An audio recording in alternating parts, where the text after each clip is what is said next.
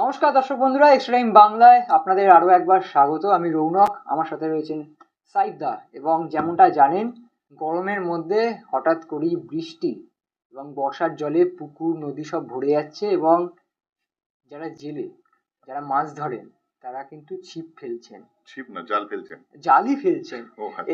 এরকমই কিন্তু মানে আমাদের তুমি বর্তমান কি কারফিস কারফাসের কথা বলছো? একদমই তাই। মানে যেমন বর্তমান পরিস্থিতি আমাদের সমাজে, না না, এই সেরকমই সময় তো পরিস্থিতি নিশ্চয়ই কিন্তু আবহাওয়া দপ্তর বলে দিয়েছে এখন আর মাছ ধরা দেরি নয়, বাড়ি চলে আসুন। এটা এটা যদি দীঘা ফিঘা যান তাহলে এটা ঠিকই বলছে, কিন্তু সুন্দরবনে। কিন্তু বাড়ি যেতে কিন্তু এখন বলছে না আমাদের বাংলার দুই বড় প্রধান। দেখো, যে বাংলার দুই প্রধানের এক প্রধান কিন্তু তোমার তাদের লোগো কিন্তু নৌকা। মানে তুমি কি নৌকা নিয়ে চলে আসতে বলছো? নৌকা নিয়ে না, আমি বলছি নৌকা নিয়ে ওখানে থেকে যেতে ও আপাতত। আচ্ছা, মানে দরিয়ায় আইলো তুফান আর কে যাবি রে, সেরকম ব্যাপার অনেকটা। মানে ফিরে আসার কোনো চান্স নেই। ফিরে আসার মানে ফিরলে একেবারে মাছ ভর্তি করে যেন আচ্ছা, নিয়ে নিয়ে আসে, ফেরে আর কি। নিয়ে ফেরে। বিষয়টা এরকমই। আপনারা জানেন যে ইতিমধ্যেই নতুন মরশুমের জন্য দল গঠনের কাজ শুরু করে দিয়েছে দুই প্রধান সহ গোটা ভারতবর্ষের সব ক্লাব। তবে যেমনটা জানেন, দুই প্রধান আগামী মরশুমে চ্যাম্পিয়ন্স লিগ খেলতে চলেছে। মোহনবাগান সরাসরি খেলবে, ইস্ট বেঙ্গল কোয়ালিফিকেশন রাউন্ড খেলে তারপরেই সুযোগ পেয়ে যাবে চ্যাম্পিয়ন্স লিগ খেলা। তো স্বাভাবিকভাবেই অত্যন্ত শক্তিশালী দল গড়তেই হবে। সেক্ষেত্রে যেমনটা আপনারা জানেন, বেশ কিছু ফুটবলারের সাথে কথা চলছে ইতিমধ্যে। মোহনবাগানে অনেকগুলো নাম আপনারা শুনতে পেয়েছেন। আমরা যতটা খবর পেয়েছি প্রায় চূড়ান্ত বা হয়ে গেছে। আমরা বলেছি যতদিন না সামনাসামনি আসছে আমরা তো বলতে পারি না ডিল ডান, আমরা বলতে পারি শোনা যাচ্ছে। দেখো, আমরা কথা আমরা চলছে, আমরা কমেন্ট্রি করি। কমেন্ট্রি করি। ধরো কর্মকর্তাদের সঙ্গে, এখন তো আর কর্মকর্তা নেই, ম্যানেজমেন্ট। ম্যানেজমেন্ট এখন ম্যানেজমেন্টের সঙ্গে যে প্লেয়ারদের কথা হয়, কথা হচ্ছে, এই সেই সময়টা কি হচ্ছে বা সেই জায়গাটায় হ্যাঁ না, আর মাঝখানে আমরা সেইটা বলি। আমরা শুধু একবার যদি কনফার্মের খবর দিতে হয় তাহলে বছরে 4টের বেশি খবর হবে না। না, সেটা তো সুতরাং হয় না। আমাদের তো এই টোটাল বিষয়টাতে জীবিত থাকতে হয় এবং যে ঘটনাগুলো ঘটছে সেগুলোকে ধারা বিবরণী দেওয়াটাও সমর্থকদের সামনে বা বাংলার ফুটবল লাভারদের সামনে সেটা আমাদের নৈতিক দায়িত্ব বা কর্তব্য আর কি। একদমই তাই। তবে হ্যাঁ, এরকম ব্যাপারও নয় যে কোনো হোয়াটসঅ্যাপ গ্রুপে একটা নাম চলে এলো সেটা নিয়ে আমরা করবো, সেটা আমরা করি না। যতক্ষণ না একটা পজিটিভ কথা এগোচ্ছে কোনো দলের সাথে না, ততক্ষণ এটা আমরা ওয়েট হোয়াটসঅ্যাপ করি। গ্রুপেও আমি বলছি না, অনেক ছোট ছোট পোর্টাল বলো বা যাই বলো, এক্সট্রা টাইমের মতো হয়তো এত বড় হয়তো বিশ্বাসযোগ্যতার জায়গা তারা এখনো জানি, কিন্তু অনেকে ভালো খবর অনেকে করে। অনেকে অবশ্যই করছে। সবারই প্রতি আর কি সম্মান আছে। একদমই আমরা তাই। হয়তো 4টে করি, তারাও 2টো করে। হ্যাঁ, এবং সব মিলিয়েই আর কি আমার মনে হয় বাংলার দলবদলের খবর আর কি। একদমই তাই। মানে সবাই কিন্তু ছিপ পেলে বা জাল কার ফেলে পিস বসেই কার ফাঁসে আছে। সেটা এক্সট্রা টাইমে। কার ফিস কার ফাঁসে, সেই কার ফিস কার ফাঁসে নিয়ে কেন শুরু করলাম তার কারণ হচ্ছে বন্ধুরা, আজকের এই ভিডিও যে বিষয়টি নিয়ে, সেই বিষয়টা কিন্তু আপনাদের নস্টালজিক করে তুলতে পারে। কেন? কারণ হচ্ছে, দেখো সাইদা, গত কয়েক বছর ধরে যদি তুমি ট্রান্সফারের এই যে আপডেটটা দেখো, দেখবে মোহনবাগান যাকে টার্গেট করছে মোহনবাগান নিচ্ছে, ইস্ট বেঙ্গল টার্গেট করছে হয় পাচ্ছে বা চেষ্টা করছে। কিন্তু শেষ কয়েক বছর কিন্তু আমরা এইটা দেখিনি যে একটা ফুটবলারের পিছনে মোহনবাগান ইস্ট বেঙ্গল দুজনেই একেবারে কোমর বেঁধে নেমেছে যে একে আমার চাই চাই। অনেকটা এরকমই বিষয় কিন্তু আজকে হয়ে দাঁড়িয়েছে। এবং আমি নামটা বলে দিই, কি বলছে? নামটা বলেই দিই। কিষাণুদের কথা বলছে, কিষাণুদে, রহিম নবীর কথা বলছে, রহিম নবী। কার কথা বলছো? শেষ মনে হয় ধনচন্দ্রকে নিয়ে হয়েছিল। ধনচন্দ্রকে নিয়ে হয়েছিল। হ্যাঁ, তারপরে আবারও একজন ভারতীয় ফুটবলার নিয়েই কিন্তু আহ, দড়ি টানাটানি চলছে। এবং সেই ফুটবলারের নাম আপনারা অনেকেই হয়তো এতক্ষণে গেস করে নিয়েছেন, আপুইয়া। ভারতীয় জাতীয় দলের ফুটবলার তিনি এবং অত্যন্ত ভরসাযোগ্য একজন তরুণ মিডফিল্ডার। তাকে নিয়ে কিন্তু টানাপোড়েন চলছে এবং কার দলে আসবেন আপুইয়া সেই নিয়ে আলোচনা হবে। সাইদা, তোমার কাছে আসবো। একজন এত প্রতিভাবান একজন ফুটবলার এবং মুম্বাইয়ের মতো শক্তিশালী দলে খেলে, সেখান থেকে নিয়ে আসাটা কতটা কঠিন এবং তোমার কাছে এখন অব্দি কি শোনো, আপডেট? গতকাল আমরা যে আলোচনা করেছিলাম যে ভারতীয় ফুটবলে 2টো দল বা 3টে দল যাকে টার্গেট করে তাদের তাদের পাওয়াটা খুব সহজ। আমি বলছিলাম মোহনবাগান, মুম্বাই সিটি আর বেঙ্গালুরু। বেঙ্গালুরু।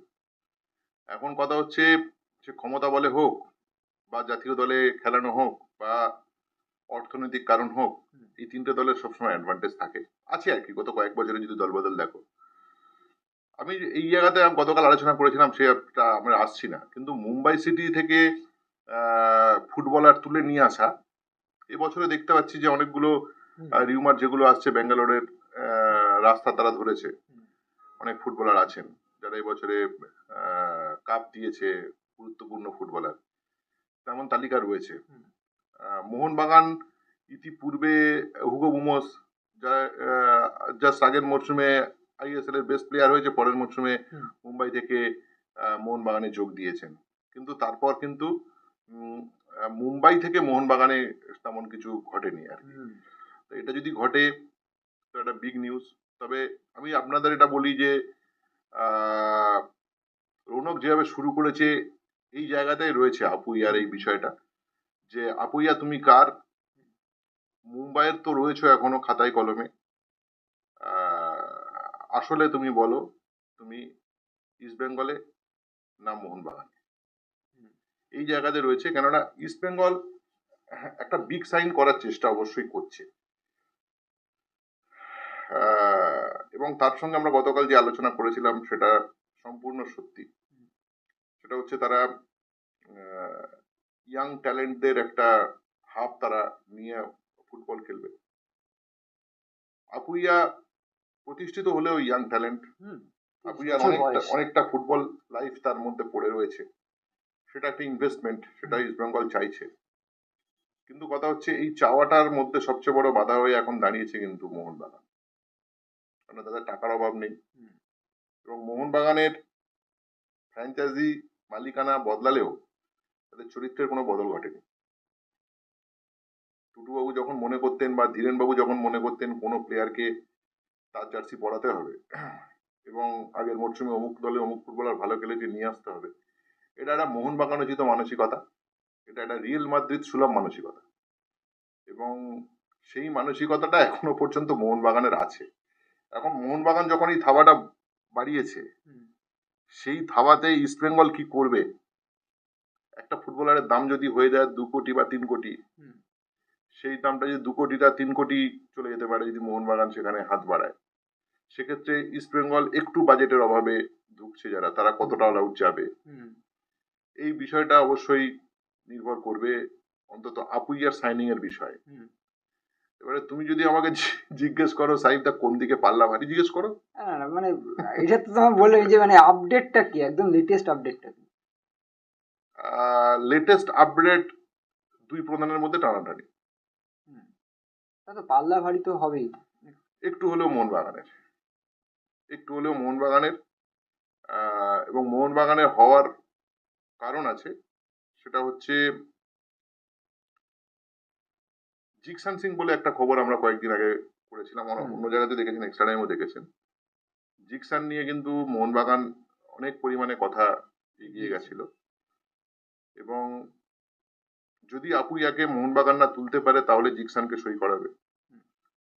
আর যদি জিকসানকে মোহনবাগান, যদি আপুইয়াকে তুলতে পারে, আপুইয়া ফার্স্ট চয়েস, তাহলে কিন্তু জিকসানের প্রতি কোনো ইন্টারেস্ট রাখবে না, লাস্ট মুহূর্তে জিকসানের সঙ্গে সম্পর্কটা বিচ্ছিন্ন করবে, অন্তত কথাবার্তা বলার জায়গাটা, এই জায়গাটাতে কিন্তু এই সাইনিংটা রয়েছে। কিন্তু আমি এটাও বলতে চাই, মোহনবাগানের জার্সি পরলে অবাক হবেন না। আপুইয়া মোহনবাগানের জার্সি পরে মাঝমাঠ খেলছে, অবাক হওয়ার কিচ্ছু নেই, কারণ মোহনবাগান যখন অল আউট যাবে, অল আউটই যাবে। ইস্ট বেঙ্গল ইচ্ছা করলেও অল আউট যেতে পারবে না, অনেকগুলো বাধ্যবাধকতা আছে, অর্থনৈতিক প্রবলেম আছে। বাট ইস্ট বেঙ্গল কিন্তু এই লড়াইটা থেকে এখনো পর্যন্ত পিছিয়ে আসেনি। এই ক্ষেত্রে সাইদা আমার একটা যে প্রশ্ন থাকবে, যেহেতু জিকসানের কথা এলো, জিকসান একজন সেন্ট্রাল ডিফেন্সিভ মিডফিল্ডার, আপুয়া কিন্তু সেন্ট্রাল মিডফিল্ডার। এবার যদি তুমি মোহনবাগান দল দেখো, মোহনবাগানের সেন্ট্রাল মিডফিল্ডে অনিরুদ্ধ থাপা আছেন, জনি কাউকে হয়তো থাকবে না, তার জায়গায় যে আসবেন। সেন্ট্রাল সিএম যে পজিশনটা, সেটা কিন্তু বড় নাম আছে। সিডিএম এর ক্ষেত্রে যেটা হচ্ছে যে দীপক টাংরি অবশ্যই আগের মরশুমে জাতীয় দলে ভালো খেলেছে, কিন্তু বারবার কাট খাওয়া, চোট পাওয়া। তোমার সূর্যবংশীর উপরে একটা ভরসা অবশ্যই আছে, ভরসা তো অবশ্যই, কিন্তু সূর্যবংশী গত মরশুমে যে ফুটবলটা গিফট করেছে জান প্যারালাল, তুমি সেই ভরসাটা রাখতে পারো। আমার মনে হয় পরবর্তী এই পজিশনটাতে মোহনবাগান সিডিএম পজিশনটা হয়তো বা কোনো বিদেশি টার্গেট করবে, মানে অতীতে যেমন কাল ম্যাকের ওপরে এরকম একটা।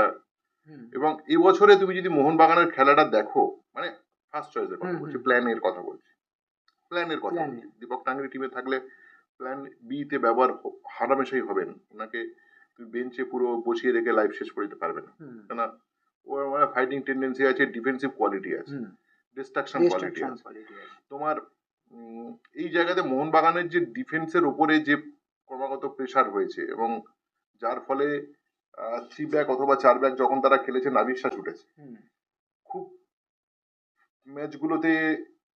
সব ম্যাচগুলোতে কিন্তু খুব সাফল্যের সঙ্গে ডিফেন্সিভ অর্গানাইজেশন করতে পারেননি।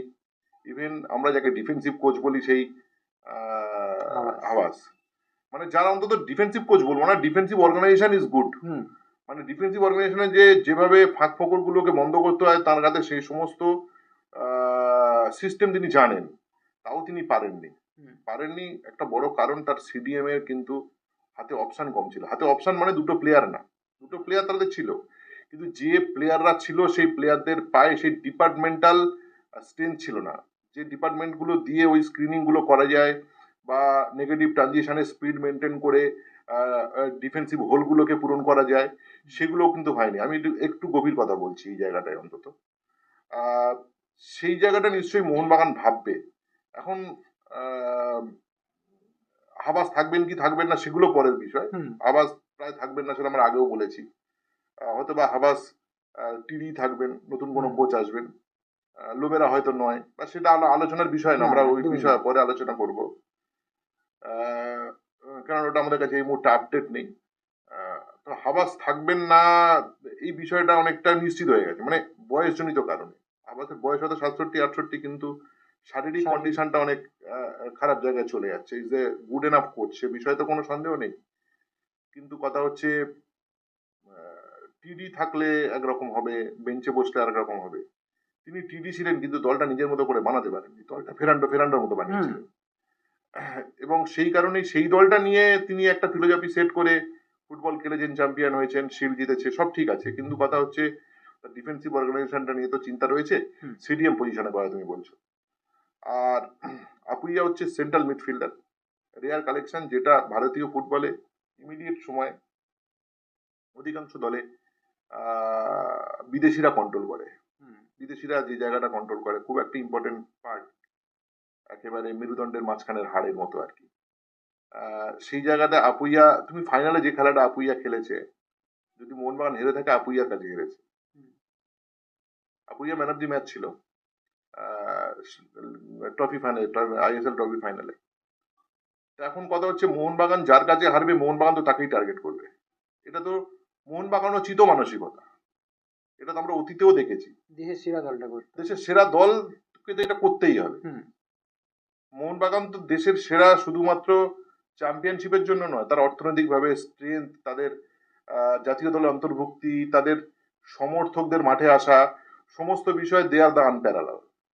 একদম। সুতরাং তাদের দলে একজন দেশের সেরা মিডফিল্ডার অন্তর্ভুক্তি করাতেই হবে। হ্যাঁ, এটা টুটু বসুও বলতেন, এটা ধীরেন বাবুও বলতেন, এটা সঞ্জীব গোয়েঙ্কাও বলেন। হুম, ব্যাপারটা কোনো ফারাক নেই। আমি যে মোহনবাগানই আছে অন্তত, এই যে প্যাটার্নটা হুম, মোহনবাগানোচিত প্যাটার্ন আর কি। আহ, আমার মনে হয় ঠিক এই জায়গাতে ইস্ট বেঙ্গল অতীতেও যা করেছে, ইস্ট বেঙ্গল অতীতেও কোনো সময় অর্থনৈতিকভাবে কোনোদিনও স্ট্রং ছিল না। সেটা জীবনদা বাবু বা পল্টু বাবু বা নিচু দ্বারা যখন থেকে টিম করেছেন, ইচ্ছা শক্তি দিয়ে তারা টিম করেছে, হুম, প্লেয়ারদের সঙ্গে সম্পর্ক দিয়ে টিম করেছে, রিলেশনশিপ দিয়ে তাদের। তুমি দেখেছো ইস্ট বেঙ্গলে যেভাবে প্রাক্তন প্লেয়ারদের অন্তর্ভুক্তি, তারা যেন একবার ইস্ট বেঙ্গল খেলে যায় সারা জীবন ইস্ট বেঙ্গলের মধ্যে তাদের মানসিকতা ঘোরাফেরা করে। তো সাংবাদিক হুম, হিসেবে তুমি দেখেছো এই বিষয়টা এখনকার ফুটবলে আর চলবে না। না, এখন তো মানে সবই এজেন্ট এই মারফত। নিতুদাদের সঙ্গে কথা বলেছি, বোধহয় অনিলা বোধাকে একটা ইন্টারভিউ হুম, দিয়েছে ওদের যে বক্সে বসে। সেখানে নিতুদা একটা কথা বলেছেন, আপনাদের নিশ্চয়ই মনে থাকবে, যে প্লেয়ারের গার্লফ্রেন্ডের সঙ্গে কথা বলা, তার মামার সঙ্গে কথা বলা, হ্যাঁ, কে বা বেশি প্লেয়ারের লাইফ কন্ট্রোল করে, বা মা বাবা হুম, সেইভাবে কন্ট্রোল করে তাকে। হুম, কারফাসে তো এটাই। হ্যাঁ, হ্যাঁ, মোহনবাগান যেটা সম্পর্ক থেকে জীবন স্বাচ্ছন্দ্য, অর্থনীতি, ফেম যেটা অনেক বেশি নির্ভর করতো, ইস্ট বেঙ্গল সেটা রিলেশনশিপ দিয়ে অর্থনীতির গ্যাপটাকে পূরণ করার চেষ্টা করতো। হুম, ইউবি আসার পরে ব্যাপারটা আলাদা। ইউবি অর্থনীতির একটা ঝুলি হাতে ধরিয়ে দিতে পেরেছিল দুটো ক্লাবের। সেটা ডিফারেন্ট। হুম। সেই কারণে দলবদলের বাজারে 2000 সাল থেকে যতদিন ইউবি ছিল 15 বছর ভারতীয় ফুটবলে প্রায় রাজত্ব করেছে ইস্ট বেঙ্গল মোহনবাগান। হ্যাঁ, মাঝখানে কিছু সময় মাহিন্দ্রা বা কিছু সময় হুম। যারা উঠেছে তারা অর্থনৈতিকভাবে স্ট্রং ছিল, কিন্তু ইস্ট বেঙ্গলের অতীত ইতিহাস যদি তুমি দেখো সম্পর্কের উপর, হুম। আজকে এই আপুইয়ার জন্য সম্পর্কটা নির্ভর করবে না। হ্যাঁ, এই যখন অতীত বলে বর্তমানে যদি আমি কথা বলি, ইস্ট বেঙ্গল দলে কিন্তু আপিয়ার খুব জরুরি। কারণ আমরা গত তুমি যদি মরশুম বলো দিয়ে দুটো দেখো- দলের মধ্যে কোন দলে জরুরি, আমি বলবো ইস্ট বেঙ্গল। হ্যাঁ, একদমই তাই। কারণ হচ্ছে ইস্ট বেঙ্গলের ফুটবল midfield-এ- লাভার, ফুটবলকে ভালোবাসি হিসেবে ধরে যদি কোন দল ভালো খেলবে, আপুইয়ার জায়গায় মোহনবাগান তার খেলা পূরণ করে দেওয়ার মতো পজিশন মোহনবাগানের আছে। মোহনবাগানের মানে চাইলে মোহনবাগান দুটো দল নামিয়ে দিতে পারে। সেই জন্যই মোহনবাগান এখন এই মুহূর্তে দেশে অন্যান্য দলের থেকে অনেক এগিয়ে। কিন্তু ইস্ট বেঙ্গলের যেটা দরকার সেটা হচ্ছে দেখো, সৌভিক চক্রবর্তী সিডিএম খেলছেন, তার একটা বয়সের ব্যাপারে তার একটা ব্যাকআপ লাগবে। সে তার পাশে একটা সেন্ট্রাল মিডফিল্ডার যদি ভালো পায়, সৌভিকের বয়সটা বিষয় নয়, সৌভিক মাঠে থাকলে সৌভিকই খেলে। হ্যাঁ, কিন্তু তার পাশে বুড়ো একটা সৌভিক, ভালো- বাচ্চা সৌভিক বিষয় নয়। হ্যাঁ। কিন্তু সৌভিকের একটা একটু সমস্যা হয়েছে, সেটা হচ্ছে একটু চোট প্রবণ, একটা চোট হবে সেরা সারিয়ে উঠেছে। ফলে কি বলতো, ও যে ম্যাচটা ফুল দেবে না, তার পরের ম্যাচটা হয়তো হয়তো পায়ে এফেক্ট পড়ে, সেটা ওর খেলাতে হয়তো বোঝা যায়, এবং সেটাকেও রিকভারি করার মতো মনে জোর আছে। কিন্তু একটা 23 বছরের ছেলে এবং একটা 30 বছরের সৌভিক বা 32 বছরের সৌভিক তো এক এটাই নয়। এটাই এটাই কথা। আর দেখো, সৌভিক দার যদি পাশে তুমি দেখো, একটা যদি দেশের ভালো মানের একটা মিডফিল্ডার থাকে আর সাথে একটা ভালো বিদেশি থাকে, ইস্ট বেঙ্গলের যে সমস্যাটা হচ্ছিল যে মিডফিল্ড কন্ট্রোল করতে পারছিল না। যেটুকু সাকসেস এসছে পুরোটাই কিন্তু কাউন্টার অ্যাটাক বেসড বা দু একটা প্লেয়ারের ইন্ডিভিজুয়াল স্কিলে বেরিয়ে গেছে।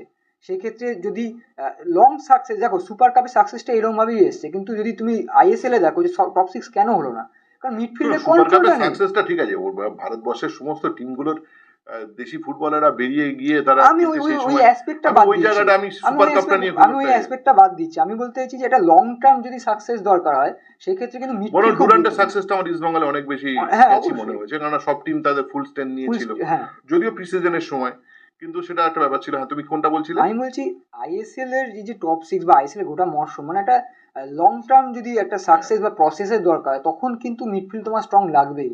তোমার আজকে ডিফেন্স বাজে খেলেছে, কালকে তুমি কোনো রকম শোনো, মিডফিল্ড স্ট্রং লাগবে নয়, মানে তুমি আপুইয়াকে কিন্তু রোজ পাবে না। আপুইয়ার বয়স 23 হতে পারে, কিন্তু তুমি রোজ পাবে না, কারণ লং লিগে একটা প্লেয়ারের চোট আঘাত থাকে, কার সমস্যা থাকে, দেশের হয়ে খেলতে যাওয়া, দেশের হয়ে উইন্ডো থাকে, সেগুলো সমস্ত মাঝখান থেকে তোমার। সুতরাং তোমার হাতে অপশন নেওয়ার রাখতেই হবে, যেটা একদমই তাই। মোহনবাগানের টিম ভেঙে গেলেও তার কিছু মনে হয় না, কেননা তার হাতে এত অপশন আছে, এবং সেটা অল অ্যাবাউট মানি হয়তোবা। কিন্তু সত্যি একটা টিম 22টা ম্যাচ খেলার পরে একটা ফ্যাটিক আসে, মাঠে নামলেই ফ্যাটিক হয়ে যায়। ভারতবর্ষের বিভিন্ন প্রদেশে খেলা তো, প্রতিটা ওয়েদারের মধ্যে আকাশ পাতাল ফারাক। খারাপ আছে। আমরা যখন পুজোতে বা গরমের ছুটিতে যখন লোটাপত্তর নিয়ে যখন বাইরে বেড়াতে যাই, যখন ট্রেন যখন আসানসোল ক্রস করে, তখন সেই ওয়েদারটা আমাদের নয়, আমরা বুঝতে পারি ডিফারেন্ট ওয়েদার হয়ে যায়। ডিফারেন্ট ওয়েদার, ওই ওয়েদারটা আমাদের নয়। দিল্লিতে গিয়ে দুদিন থাকলে দিল্লির ওয়েদার আমাদের কলকাতার ওয়েদার অনেক ফারাক, অনেক খারাপ। অনেক ফারাক, তার আর climate Kerala- different, climate different. এই যে বিষয়টা আমাদের সাধারণ ভাবেই পড়ে, এটা প্লেয়ারদের উপরে তো অবশ্যই এফেক্ট পড়ে, তার পারফরমেন্সের উপরে এফেক্ট পড়ে। এখন কথা সেই কারণে ভারতবর্ষে দেখবে, বিদেশে দেখবে 39-40টা করে ম্যাচ খেলে, প্রায় একই ওয়েদার। এখন একটা ইপিএল এ একটা ইংল্যান্ড একটা ছোট দেশ, ঠিক আছে, তার প্রতিটা প্রদেশে কিন্তু একই ওয়েদার থাকে, ফলে তাদের কিন্তু একটা 40টা ম্যাচ খেলা খুব একটা তার সঙ্গে এফএ কাপ থাকে, কার্লিং কাপ থাকে, অনেক কিছু থাকে, দেখবে সেই সংখ্যাটা অনেক সময় 55-54 ধারে কাছে চলে যায়। দেখবে এই যে চ্যাম্পিয়ন্স লিগ চ্যাম্পিয়ন লিগ 54-55-60-ও অনেকের কাছাকাছি, 59-58 এরকম হয়ে যায়। আমাদের দেশের ফুটবলে আমরা বলি আর 22টা ম্যাচ খেললো, ডুরান্ডে 4টে ম্যাচ, আর এতে কটা ম্যাচ, সব মিলিয়ে 30টা ম্যাচ খেলে প্লেয়ারদের এই অবস্থা হয়ে যাচ্ছে। ব্যাপারটা কারণ হচ্ছে আমাদের ওয়েদার, আমাদের ওয়েদারের ভেরিয়েশন আমাদের প্লেয়ারদের মধ্যে প্রচন্ড এফেক্ট ফেলে। আমার মনে হয় শুধু আপুইয়াকে তো দরকার ইস্ট বেঙ্গলে, কিন্তু কথা হচ্ছে তার সঙ্গেও অপশন দরকার। কিন্তু মোহনবাগানের হাতে ওই অপশনটা 5টা রয়েছে। হয়তো ওই পজিশনে মোহনবাগান আপুইয়াকে হয়তো সিএম নিয়ে আসছে, কিন্তু তার জায়গাতে হয়তো কোনো ইউরোপের বা কোনো এশিয়া লেভেলের টপ লেভেলের একজন হয়তো কোয়ালিটির মিডফিল্ডার তারা নিয়ে আসছেন। সেটা একটা চান্স তো রয়েছে, যেরকম কথাও হচ্ছে। এবং এক্ষেত্রে সাইদা, তার মানে কার ফিস কার ফাঁসে আমরা। তুমি একটা জিনিস ভাবো তো, ভাবো আশিস রায় মোহনবাগানে আসার আগে যে টিমে ছিল নিয়মিত ছিল, আশিস রায় কি এখন মোহনবাগান নিয়মিত? না। তোমার লিস্টন কোলাসো, ঘাড়ের উপরে আশিক কুন্নিয়ান যদি চোট না পেত, লিস্টন কোলাসো কি মোহনবাগানের নিয়মিত থাকতো? ন্যাশনাল টিমে কলাপটা কি ইজি হতো? না। তুমি চিন্তা করো, ভারতীয় ফুটবলে আনপ্যারালাল তো সাহাল আব্দুল সামাদ। মোহনবাগানে ওর হাতে ওর জন্য কতগুলো অপশন রয়েছে। বা অনিরুদ্ধ থাপা। অনিরুদ্ধ থাপা। মোহনবাগান আমি বলবো না যে অপচয় করে, অপচয় করছে, এটা 1 নম্বর দল এটা করবে। 1 নম্বর দলে সবসময় একটা টার্গেট থাকবে যে কোনো ভালো প্লেয়ার কেউ আমার টিমে বসিয়ে রাখবো, কিন্তু কোনো টিমে খেলতে দেবো না। এটাও একটা দল বদলের একটা ভাবনা। এটা একটা ভাবনা, যারা দল গঠন করেন এটা তাদের ভাবনার মধ্যে এই প্যাটার্নটা কাজ করে। মানে যারা বিগ বাজেট টিম, যারা big team, basically east Bengal big team ঐতিহ্যের কারণে, কিন্তু আইএসএল এর অর্থনৈতিক শক্তি, কর্পোরেট প্রভাব সব মিলিয়ে ইস্ট বেঙ্গল কিন্তু এখনো পর্যন্ত ওই বড় দলগুলো যে তিনটে নাম আমি বারবার বলি তাদের কাছে কিন্তু এখনো পর্যন্ত ইস্ট বেঙ্গল যেতে পারেনি। But they are trying. Performance, ভাবনা, চিন্তা, যেহেতু ফুটবল একটা লেগাসি তাদের মধ্যে আছে, তারা হয়তো অচিরে আজ না কাল জায়গা করে নেবে, মোহামেডানও নেবে, কিন্তু তার জন্য সময় লাগবে। এটা কত সহজ না, কিন্তু চেন্নাই কখনো পারবে না ওটা করতে। ঠিক আছে, উড়িষ্যা 2 বছর করার পরে তার পরের বছর হয়তো হাল ছেড়ে দেবে। ইস্ট বেঙ্গল ওটা করতেই থাকবে, চেষ্টাটা করতেই থাকবে, করতে করতে অ্যাচিভ করবে। আমার কথাটা হচ্ছে এইটা। একদমই তাই। এবং সেটা যেটা দিয়ে আমরা শুরু করেছিলাম কার্পিস কার্পাসে, একটা জিনিস ভালো লাগছে যে যেটা আমরা আগে দেখতে পেতাম যে দেশের সেরা ফুটবলারটা হয় ইস্ট বেঙ্গল নাহলে মোহনবাগানে খেলতো, এখন কিন্তু এই মরশুমের ট্রান্সফার উইন্ডো থেকে কিন্তু সেইটাই আবার কিছুটা হলেও ফিরে আসছে যে দেশের সেরা ফুটবলাররা হয় মোহনবাগান নাহলে ইস্ট বেঙ্গল, এরকমই নাম শোনা যায়। হ্যাঁ, কিছু মুম্বাই, কিছু ব্যাঙ্গালোর আছে ঠিকই, কিন্তু ম্যাক্সিমামটাই কিন্তু এবার প্রেফার করছে, যেটা মাঝখানে কিন্তু একদমই হারিয়ে যেতে বসেছিল, যে মোহনবাগান ইস্ট বেঙ্গল ছাড়াও যে দেশে একটা টিম হতে পারে, ভারতীয় টিম হচ্ছে, সেখানে মোহনবাগান ইস্ট বেঙ্গলের হাতে কোনো একটা দুটো প্লেয়ার, সেটা হয়তো অনেকটাই কমেছে এবং তুমি এবছরই দেখো না, তুমি ইস্ট বেঙ্গল যে দুটো প্লেয়ার তাদের থেকে ন্যাশনাল টিম খেলেছে, ইস্ট বেঙ্গল প্রডিউস করেছে। এখন ইস্ট বেঙ্গল প্রডিউস করেছে, তারা ন্যাশনাল টিম খেলেছে। আর অন্য টিমে প্রডিউস হয়েছে, ইস্ট বেঙ্গলকে নিয়ে আসতে হবে, তার জন্য একটু মানি পাওয়ার লাগবে। এবারে মানিটা হয়তো ইস্ট বেঙ্গল সেটা ডিস্ট্রিবিউট করবে। আমি কি বলছি শোনো, ধরো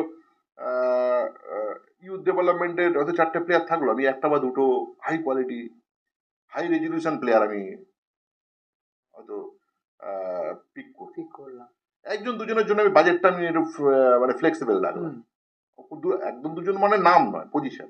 ওর ওই পজিশনে আমার দুটো প্লেয়ার লাগবে ইন্ডিয়ার টপ, সেটা হয়তো ইস্ট বেঙ্গল করতে পারবে। সেটা না করার কিছু নেই, সেটা করতে পারবে। কিন্তু কথা হচ্ছে এই আপুইয়ার ক্ষেত্রে ইস্ট বেঙ্গল কতটা যেতে পারবে, গেছে তো কিছুটা, কিন্তু কথা হচ্ছে উল্টো দিকে মোহনবাগান যদি অল আউট যায় ওর জন্য, তাহলে এই লড়াইটা মোহনবাগানের জেতার সম্ভাবনা বেশি। সেটা এই মুহূর্তের ট্রান্সফার মার্কেটে হয়তো ইস্ট বেঙ্গল দেখাচ্ছে, তোমাদের যে ট্রান্সফার মার্কেটের লোগো যেটা দেখি আর কি, সেটা হয়তো আসলে মোহনবাগানের। কেননা অ্যাবাউট মানি এবং প্রভাব, সেটা কিন্তু তোমার মানতেই হবে। এবং ইস্ট বেঙ্গল ধরো এই জায়গায় খুব ইম্পর্টেন্ট এই বিষয়টা, ইস্ট বেঙ্গল ধরো এই জায়গাতে গিয়ে দেখলো যে আমি আপুইয়াকে নিতে গেলাম, মোহনবাগানের কোনো একজন অফিসিয়াল, এখন তো অফিসিয়াল নয়, ধরো কর্পোরেট বা ম্যানেজমেন্ট আগে থেকে বসে আছে, ইস্ট বেঙ্গল কি করবে সেখানে গিয়ে? দর কষাকষি করবে, বেরিয়ে আসতে হবে। কিন্তু এখানেই কথা হচ্ছে, হেরে গেছি কিন্তু হারিয়ে যায়নি। এই যে খেলাটা কিন্তু মাঠে হয় না, মাঠে 90 মিনিটে তুমি যেটা দেখো ওটা আসল খেলাটা। এটা আমি দেশের 1 নম্বর প্লেয়ার তোলার জন্য আমি খেলতে কতটা তৈরি, এইটা কিন্তু ইস্ট বেঙ্গল শিক্ষা নেবে। হয়তো আগের ট্রান্সফার আগের বছর থেকে ইস্ট বেঙ্গল বেসিক্যালি দল করা শুরু করেছিল, কারণ তার আগে যখন সিমেন্ট ছিল বা যারা ছিল সেই সময়, সেখানে একেবারে সম্পূর্ণ কর্পোরেট পদ্ধতিতে দল হতো, তারা কেউ ফুটবলটাই বুঝতো না। ফুটবলের জন্য টিম তৈরি করা ইস্ট বেঙ্গল গত বছর থেকে তৈরি করা শুরু করেছে। আর আমার মনে হয় এবছরে তাদের কিছুটা ফুটবল সেন্স, কিন্তু তাদের ফুটবল লেগাসি কিছুটা এফেক্ট করছে এর উপর। এবং সেটা হতে গিয়ে, আর মোহনবাগান তো পেয়েছে একটা অলরেডি এস্টাবলিশড একটা ফ্র্যাঞ্চাইজির মানে ব্রেন চাইল্ডটা পুরোটা পেয়েছে, ফলে তাদের সঙ্গে লড়াই করাটা, আমি তো গিয়ে দেখলাম যে আছে, তাহলে এই খেলাটা এইভাবে করতে হবে।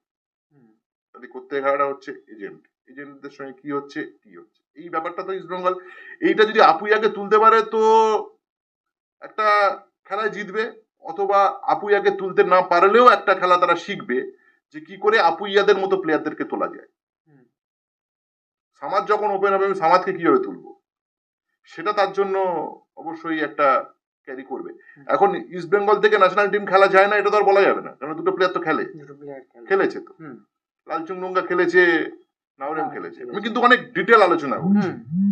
আমরা কিন্তু এই শোটাতে কিন্তু অনেক ডিটেল আলোচনা করছি। আমি এই যে দলবদল এখান থেকে ওখানে চলে গেল এই বিষয়টা নয়, এর পেছনে অনেক খেলা হয়, হুম। আমরা সেই খেলার আগেই বলছি, দ্যাটস কল্ড এক্সট্রা টাইম। হুম। আমি সেই কারণেই বলি আমরা এটাই এক্সট্রা টাইম কেন, যেটা 90 মিনিটে খেলা শেষ হয়ে যায়, তারপরে খেলাটা তো আমরা খেলবো। তারপরে খেলাটা হবে একদমই তো এক্সট্রা টাইমেরই খেলা এই চলছে। খেলাটাই চলছে এখানে হুম। আপুইয়ার জন্য। আপুইয়ার জন্য একদমই তাই বন্ধুরা। যেমনটা তবুও কয়েকদিন তোমাকে আগে- জিজ্ঞেস করো যে কার সাইডটা, কে আপুইয়া? জিজ্ঞেস করো, আপুইয়া কার? অথবা মন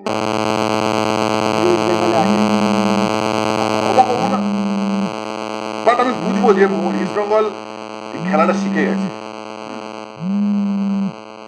আর সেক্ষেত্রে Am I মোহনবাগান right? হ্যাঁ। আমি কি এবারটা বলছি, ইস্ট বেঙ্গল যদি খেলাটা শিখে যায় হুম। তাহলে কিন্তু ইস্ট বেঙ্গল যে আসলে ইস্ট বেঙ্গল, যে ইস্ট বেঙ্গলকে দেখে আমরা অভ্যস্ত, হুম। যে লেগাসির জন্য ইস্ট বেঙ্গল সমর্থকরা হাসে মরে কাঁদে বাঁচে, ভাত খায় না ঘুমায় না, সেই ইস্ট বেঙ্গল হয়তো এইবার ব্যাক করলো। একদমই তাই। এখনো ব্যাক করেনি, কিন্তু এখনো করেনি। একটা সুপার কাপ দিয়ে ব্যাক হবে না। হুম। 19 বছর আই লিগ জিতলেও ইস্ট বেঙ্গলই থাকে, আই লিগ না জিতলেও ইস্ট বেঙ্গলই থাকে তার মেজাজের জন্য। হুম। মানে সেই মেজাজটা যদি ফিরে প্রমাণিত করতে হয়, তাহলে আপুইয়াকে ঘরে যদি তুলতে পারে তাহলে বলবো হ্যাঁ ইস্ট বেঙ্গল ফিরেছে। হয়তো মোহনবাগানের জায়গা আছে।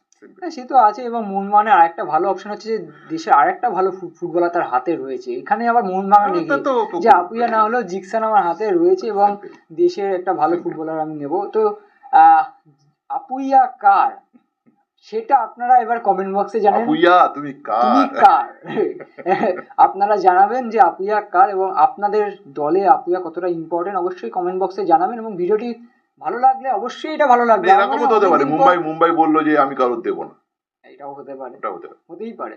সেক্ষেত্রে মানে আমরা দেখো আজকে আপুইয়া নিয়ে এই যে নিউজটা করতে হয়েছে, আমরা মনে হয় অন্যান্য নিউজের থেকে আমরা নিজেরা বেশি অনেক প্রাণবন্ত, কারণ সেই লড়াইটা যে একটা দল গঠনের যে ট্রান্সফার মার্কেটে যে দাপিয়ে বেড়াবে মোহনবাগান ইস্ট বেঙ্গল, এটাই তো আমরা না আমরা দেখতে চাই। করতে পারছিলাম না একটাই কারণে, কারণ আমাদের কাছে খবর ছিল দুটো দল, হুম।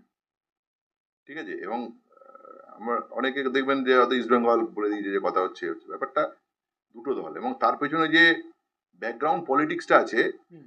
সেই ব্যাকগ্রাউন্ড পলিটিক্সটাই আমরা আপনাদের সঙ্গে শেয়ার করার জন্য একটা দিন সময় নিলাম, একটা সিম্পল, আর কিছু না। হ্যাঁ আর কিছুই না। এবং ওই জন্যই বলছি যে আমাদের যেমন ভালো লাগছে নিউজটা করতে, আপনাদেরও আশা করি ভালো লাগবে। এবং কমেন্ট বক্সেই আপনাদের মধ্যে একটা ওই কার ফিস কার পাশে হয়ে যাক, কার দলে আসছে আপুইয়া জানান। এবং এখনো পর্যন্ত সাবস্ক্রাইব না করে থাকলে সাবস্ক্রাইব করুন, কারণ কার ফিস কার পাশে তো আরো বড় বড় মাছ কিন্তু ধরা পড়বে এবারে ফিশে মাছ ধরা পড়বেই, এবং সে কারণেই কিন্তু নজর রাখতে হবে এক্সট্রা টাইম বাংলায়। অসংখ্য ধন্যবাদ, নমস্কার। extra time.